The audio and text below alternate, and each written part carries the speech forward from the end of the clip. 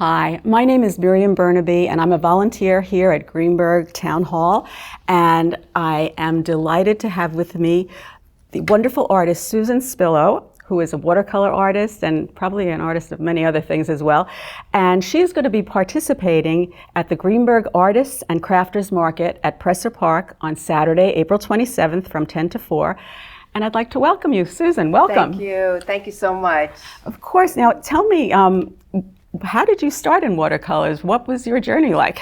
Okay. I've always loved to create, and since as far as I can remember, so I feel it's my calling. I was in marketing and advertising, but it's my love. I love to create. So yes, all different things I'm creative with, but specifically I'm doing I have watercolor paintings that I'm going to present on the 27th, Saturday. So the process of getting there is many classes, many throwouts, many, different challenges along the way, of course, with anything, but I thoroughly enjoy it. Did you start as a child, or were you an adult when you did this? I would say yes. I mean, I love, like I said, I love to create. So I remember doing things with my mom, different creative things. Like what kinds of things?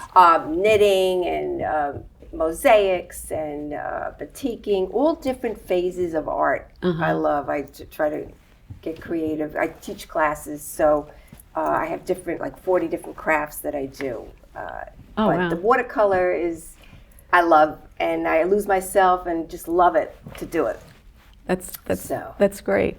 So what works are you going to bring to the craft fair? Okay, I picked out about 8 to 10 of them, and I framed them, and they're let's see, it's things that I love that inspire me. Flowers.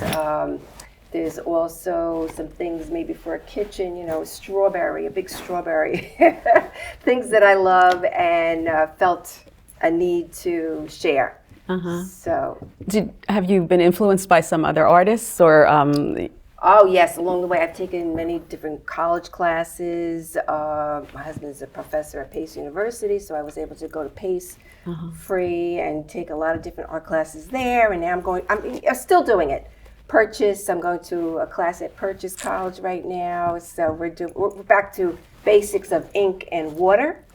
So it's bright and it's challenging too. So I'm still learning and I'm still loving it. But watercolor is my favorite. I always wondered watercolor how you get defined lines, because anytime I've ever tried it, it's always been like a blobby mess. Yes. Well, so how does that work? Lots of times that's good. I mean, because you can do a wet on wet, and I think I have one of them that I'm going to be selling. You just start with wet on the paper, and then you have no control of the picture, so to speak. I mean, you're going to have it's a flower pot, I think it is, with different flowers, and it just comes out beautiful. I mean, I love the way it's not so consistent, but then there's other ones that I'm very precise and consistent with as well. So And how is that process? How do you get it precise with watercolor, with that medium? It's all about shape, like the brush and how much you put on it matters.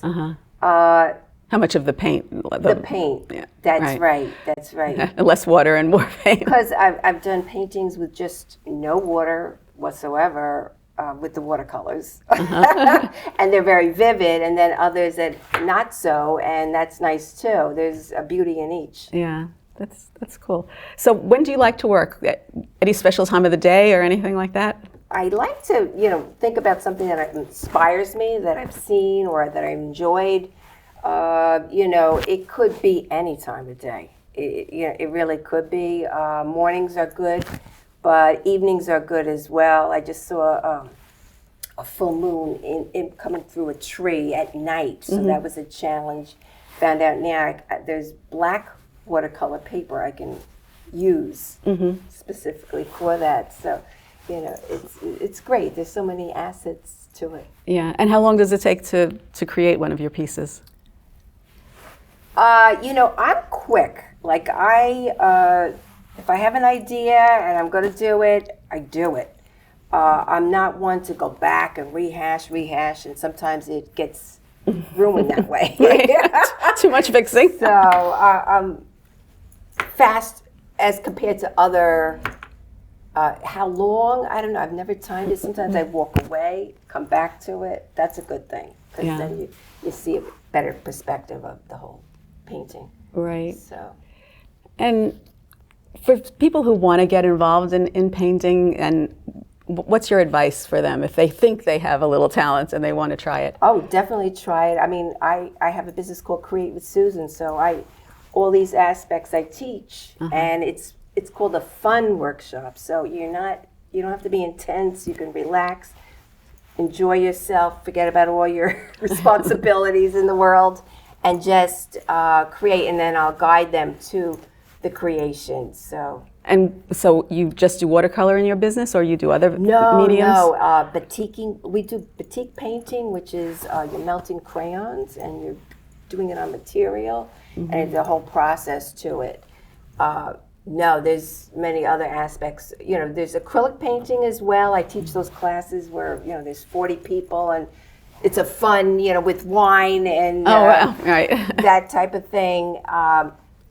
Sip and paint. That's it. That's it. That's big right now. So. And do you work with children and adults, or? All ages, and people that have disabilities or whatever. You know, I love. You know, I had worked with somebody that had Parkinson's, and I was able to do something on the wall, big. I read up on it, and then I found out it was the wrong thing, and I went and grabbed something else in my car, and that worked the best. It was like a silk scarf design that you sprinkle tissue paper on, and it was great for her.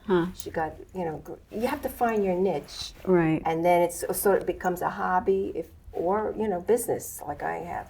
Do you work out of a storefront, or do you work out of your home? I work out of my home studio in my house in Greenburgh, but I also go to different places as well, so that you can come to me or I can go to you. Private parties I do, and so forth. Excellent. Wow, you're busy. That's wonderful. Fun. Great. Now, in terms of a different business, the selling of your art, have you sold any pieces? I'm just beginning on that aspect of it. So I will be selling the pieces that are going to be at the art market, and I'm learning about how to price it, how to sell it, and so forth. I've sold some other aspects of my business, you know, other crafts and so forth online. I have a social media online, and it's all a learning process. Yeah, I would guess the marketing, and you know, that's an important piece of it probably now with social media and the stuff. Marketing, you know. I do, because I was in marketing and advertising. Oh, so I you do the social media part of it, Yeah. On Facebook and all the other, Instagram and LinkedIn and so forth. I'm there. So. Now, you were telling me that you're going to do some kind of an interactive thing at the fair when you're. Yes. So I love to let people create as well. So my paintings will be there, and then they will have a chance to create. They're actually going to do stones and seashells that they can paint and decorate, and to their delight. Nice. That's great. Okay, well, now I give you my philosophical question, because I just like to hear how artists feel about this. How do you, Susan, measure success in the arts?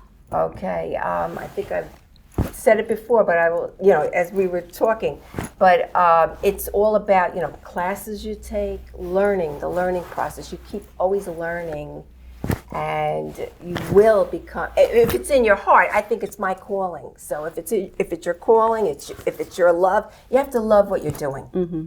So if you love it, you'll do very well. Well, I can see you love it. And I want to thank you for being with us and today. I thank you. Oh, of course. And let's remind people, please come to the Greenburgh Artists and Crafters Market at Presser Park on Saturday, April 27th from 10 to 4, and you'll meet Susan, and you can do some art, and you'll meet 40 other artists as well. Be there.